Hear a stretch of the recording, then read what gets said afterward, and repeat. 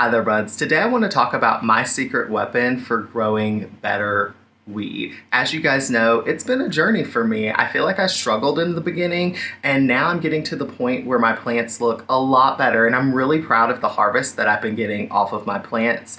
And there's one thing in particular that I changed that I wanted to share with you guys because I genuinely think this has been a game changer, not only for the health of my cannabis plants, but for the overall yield I'm getting in the end. I would say I'm getting about 15 to 20% more in my harvest now, ever since I've added this one thing. And that one thing is Mycorrhizae. If you aren't into plants, you've probably never heard of Mycorrhizae. I'd heard of this before, but I never thought about using it in application with my cannabis plants. But now that I have, like I said, this is literally, I feel like, my secret weapon to healthier, easier growing cannabis plants. So what is Mycorrhizae? And for the rest of this video, I think I'm gonna call Mycorrhizae myco because that's what I call it. It's just easier to say. So what is myco? Myco is basically just a fungus that has a symbiotic relationship with roots of plants. 95% of plants actually benefit from mycorrhizae. So this isn't just a weed thing that like most plants benefit from mycorrhizae,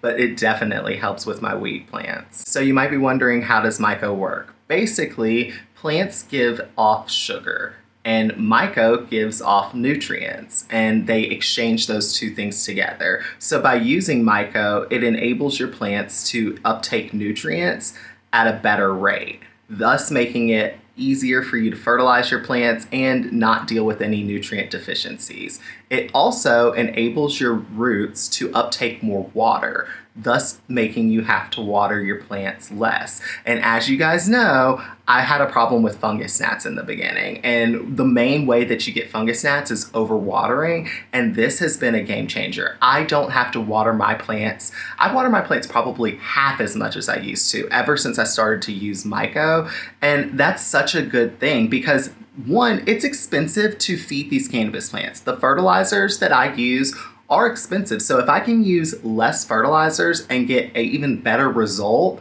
that's amazing. And two, the less water I can put in my grow tent, the better, because then that means that that's less likelihood that I will overwater, thus meaning that there's a less likelihood that I'll have fungus gnats. There are tons of different brands of myco on the market. This is the one that I've tried, Myco Bliss. I'll leave a link for it in the description box, but I'm sure all of them work pretty much the same because it's not anything proprietary. Like, this is a natural fungus that companies then have, I guess, harvested and then sell. So how do you use myco? Basically, you use this in the planting hole when you're transplanting plants. I use it, so basically I start my cannabis plants in a solo cup. When I move them up to their pot that I'm gonna actually finish them off in, which is normally a 5-gallon pot, I add myco to the hole that I'm transplanting that solo cup into.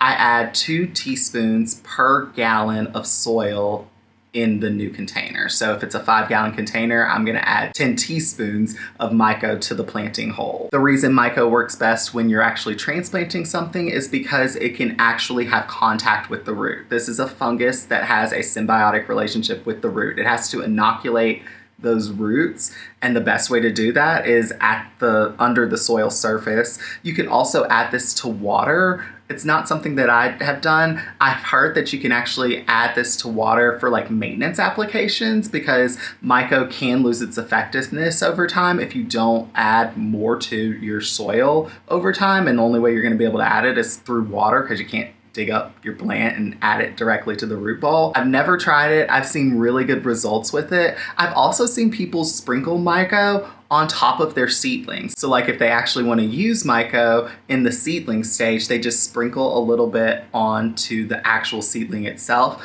I've seen people use like a brush to do that. I've never tried that either, but that's definitely something I'm gonna experiment with as well. One of the things that really made me a believer in myco, other than my plants just performing 10 times better than they did without myco, was the root balls that I saw when I did my last harvest. Literally, they were so much denser than I'm used to. Like, there were tons of roots, and I genuinely think that that was because of the myco. I think that the myco helped with root development and root health like all together, and everybody knows that healthy roots and like a good root ball is going to equal a better plant. Like it's just going to be healthier and more vigorous, and it's going to probably produce better cannabis. So I'm definitely a believer in myco. This 1 pound bag cost me about $20 on Amazon, and I've had this for over 6 months and I still have plenty left. Like I definitely think this will last me another year probably. Literally, and I grow a lot of plants. It says on the package that this treats 100 plants per pound, so you could probably do 100 plants with just this 1 pound.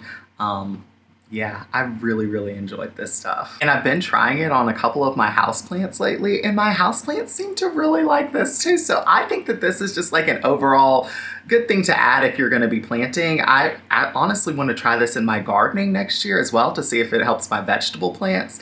Anyways, if you guys are interested in myco, check out the link or just search myco on Amazon because I'm sure any brand will work exactly the same. But I just wanted to share something with you guys that has genuinely helped me.